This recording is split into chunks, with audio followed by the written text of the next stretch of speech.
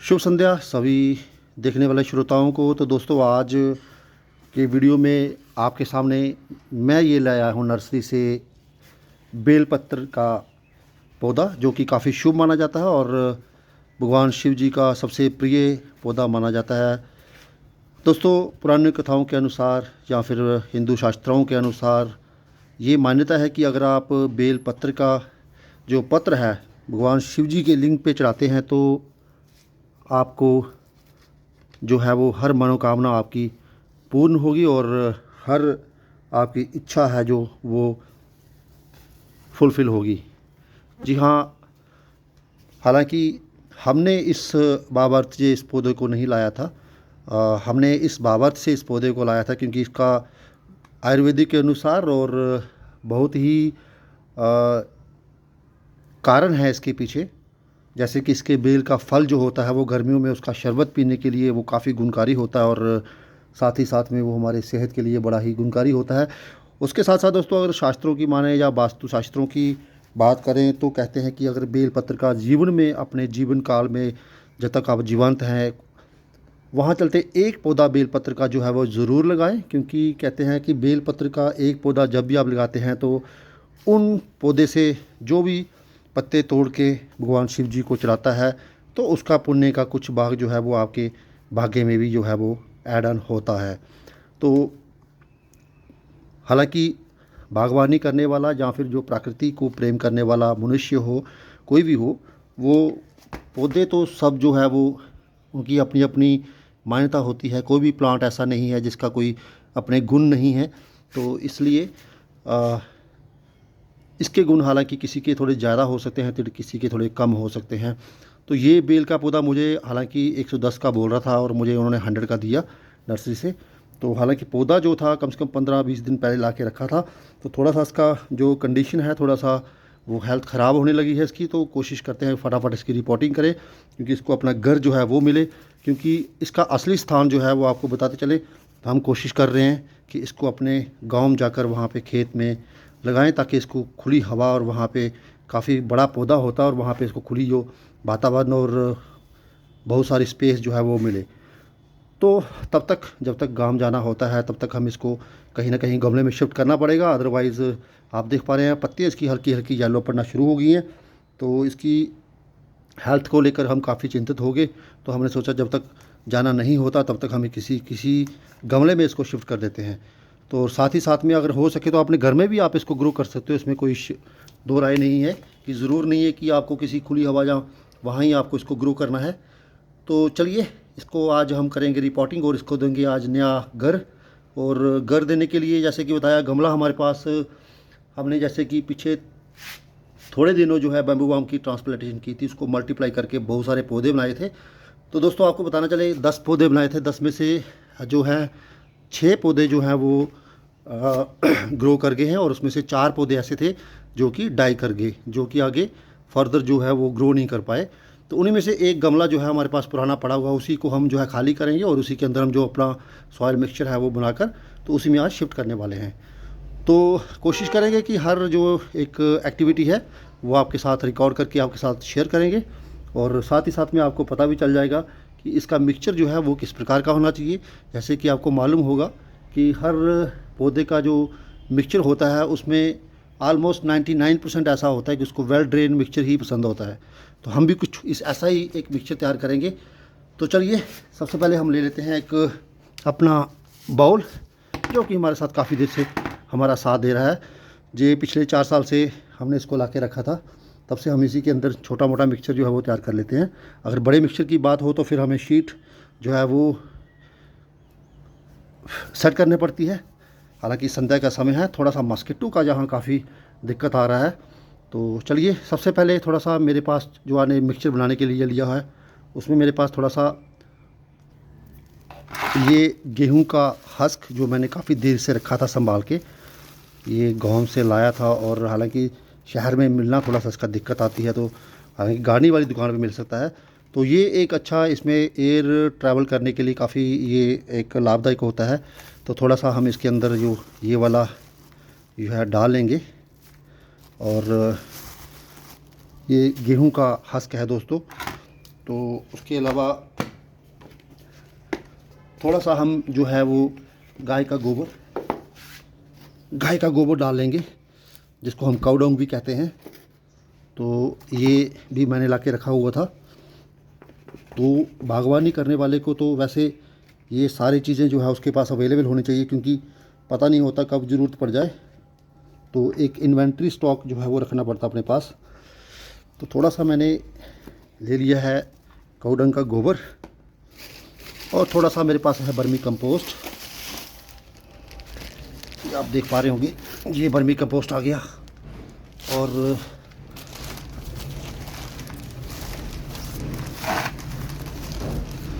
ये आ गया दोस्तों बर्मी कंपोस्ट। इसकी मात्रा थोड़ी कम ही रखेंगे, क्योंकि इसकी जगह हमने जो है वो थोड़ा सा यूज़ कर लिया है काऊ डंग। तो इसके बाद हम थोड़ा सा इसमें गार्डनिंग की सॉइल जो है वो मिक्स करेंगे। तो गमले की बात कर रहे थे, तो ये आप देख पा रहे हैं यहाँ पे बैम्बू पाम हमने इसमें ग्रो किया था। तो कोशिश की थी एक बैम्बू पाम के जो 10 प्लांट बनाने की, हालांकि 10 तो नहीं बन पाए, परंतु 6 प्लांट जो हैं वो ग्रो ईज़िली हो गए हैं सक्सेसफुली, और ये 4 प्लांट ऐसे थे जो ग्रो नहीं हो पाए। तो हम इसी की मिट्टी जो है वो आपको यहाँ पे यूज़ कर लेंगे।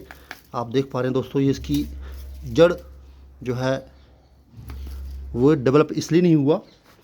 जी हाँ, ये हमें आज इसका कारण पता चला, क्योंकि मैंने बेसिकली जब इसको कट किया था, हालांकि इसकी रूट्स तो काफ़ी थी, परंतु हुआ यूँ कि आप देख पा रहे हैं इसका रूट्स मैंने जब कट किया था, शायद यहाँ से जो था एक फंगस ने अपने आप को, फंगस की फॉर्मेशन हो गई थी और फंगस डेवलप हो गया, जिसकी वजह से शायद ये इसकी रूट्स को खा गया और पौधे को जो है आगे ग्रोथ नहीं हो पाई। यही एक कारण है, अदरवाइज़ इसकी रूट्स तो काफ़ी थी, आप देख पा रहे हैं मेरे सामने। तो अगर आप भी कुछ कारणों के बारे में जानते होंगे कि ये जो मैंने इसका मल्टीप्लाई किया था बैम्बू पाम का क्यों नहीं ग्रो हो पाया, तो चलिए आपका भी थोड़ा सामान्य ज्ञान चेक करेंगे कि क्या कारण रहे होंगे कि ये जो बैम्बू पाम जो है वो नहीं ग्रो हो पाया और ये आगे सूख गया, ड्राई हो गया, तो ऑलमोस्ट डाई कर गया है।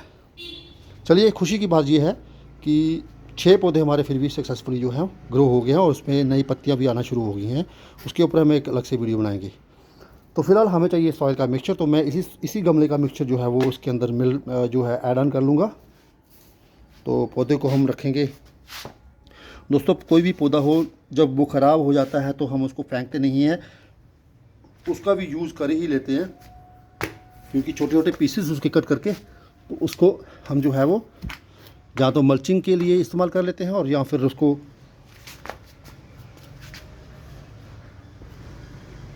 गमले में डालने के लिए यूज़ कर लेंगे।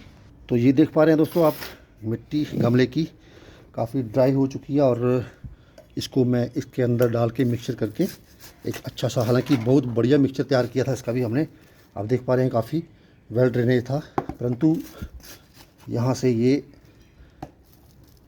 रूट को जो है फंगस लग गया और जो है पौधा हमारा ग्रो नहीं हो पाया। चलिए कोई बात नहीं, एक्सपेरिमेंट चलते रहते हैं लाइफ में।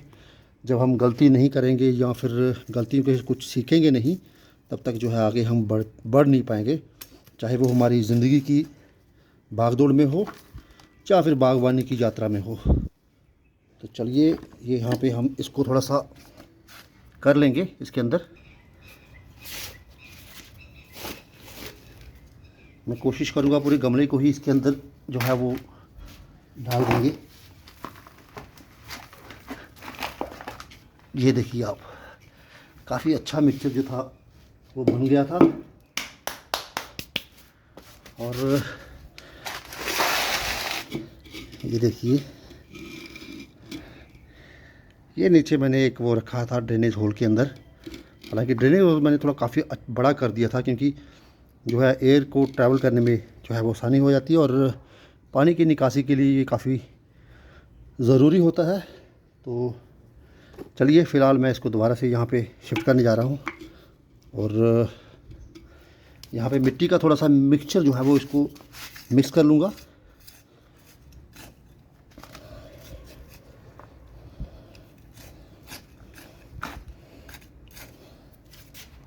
अब दोस्तों एक एक लेयर मैं इसके अंदर जो है वो शिफ्ट करते जाऊँगा, हालांकि पहले वाला मिक्सचर जो बनाया है वो भी है, परंतु थोड़ा सा और इसके अंदर भी जो है वो मिक्सचर हम रेडी कर लेंगे। जैसे कि सबसे पहले ये हो गया मिट्टी का, और देखिए आप कितनी बुरबुरी मिट्टी है ये। यही एक बेस्ट मीडियम होता है सॉइल का, जिसके अंदर जो है वाटर का लॉगिंग ही नहीं होती, वाटर लॉगिंग की कोई इशू नहीं होता, और पौधे जो हैं वो आसानी से ग्रो हो जाते हैं। तो चलिए थोड़ा सा इसके अंदर मैं डालूँगा वर्मी कंपोस्ट। डाल दिया जी वर्मी कंपोस्ट, ठीक है जी। अब इसके बाद हल्की सी थोड़ी मिट्टी। तो चलिए फर्स्ट लेयर थी जो मैंने फिर सॉइल की डाल दी है इसके अंदर, और अब जो बचा हुआ मिक्सचर है इसको हम दोबारा से अच्छे से मिक्स कर लेंगे। आप देख पा रहे हैं यहाँ पे इसके अंदर वर्मी कंपोस्ट है और काऊ डंग है और गार्डन की सॉइल जो है वो है। ये बड़ा खूबसूरत सा एक मिक्सचर जो है वो बन गया है यहाँ पे। तो चलिए इसको अच्छे से हमने जो है वो मिक्स कर लिया है, और अब इसको डालेंगे हम इसके गमले के अंदर। तो लीजिए, ये एक वेल मिक्सचर जो है वो आपके लिए तैयार हो चुका है, और हमारा जो बेल पत्र का पौधा है उसको आज नया घर मिलने जा रहा है। और दोस्तों बेलपत्र का पौधा बड़ा ही शुभ माना जाता है, तो आप कोशिश कीजिए कि इसको अपने घर में ज़रूर लगाइए। अगर बड़े वृक्ष के रूप में आप इसको तैयार नहीं करना चाहते तो कोई बात नहीं, आप इसको गमले में भी लगाना जो है वो लगा सकते हैं। हालांकि मैंने जिस मंशा से लाया था, मैं तो इसको एक बड़े वृक्ष के रूप में देख रहा हूँ कि इसको जब भी मौका मिलेगा तो मैं गांव में जाके इसको जहाँ गमले से या फिर गमला ही गाड़ी में डाल के ले जाएंगे। तो चलिए दोस्तों, सबसे तरीका जो होता है पौधा निकालने का, यहाँ तो आप इसको हल्का सा पानी डाल के ऐसे कर लीजिए, क्योंकि बार पौधा यहाँ से टूट जाता है। तो या फिर कोशिश कीजिए, ये तो तब कोशिश है अगर आपको ये जो इसका पॉलीथीन बैग है इसको सेव करना है, क्योंकि हम जो हैं हम बहुत सारे पौधे तैयार करते हैं और जो है वो अपने नियर एंड डियर्स को गिफ्ट करते हैं, तो तब ये हमें जो है पॉलीथीन है आसानी से जो हमें काम आता है।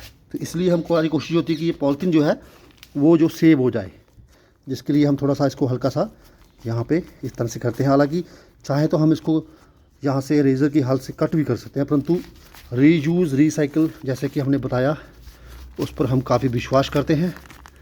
तो उसी के चलते ये देखिए ये पूरा का पूरा बच गया, और इसको हम यूज़ कर लेंगे। अंगूर की बेलें काफ़ी हो रखी हैं, वो हम किसी को गिफ्ट करना चाहेंगे तो इसमें आराम से डाल के दे सकते हैं।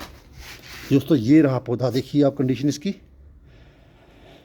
हालांकि कंडीशन इसकी जो है वो काफ़ी, दोस्तों ये देखिए इसकी ग्रोथ जो है यहाँ पे रुक गई थी, और शायद इसी की वजह से इसकी पत्तियाँ जो है वो पीली हो रही थी और इसको न्यूट्रिशन जो है वो नहीं मिल रही थी। दोस्तों ये आप देख पा रहे हैं, इसको फंगस भी शायद लग चुका था नीचे। ये देखिए इसकी रूट्स जो है वो ख़राब होना शुरू हो गए हैं दोस्तों।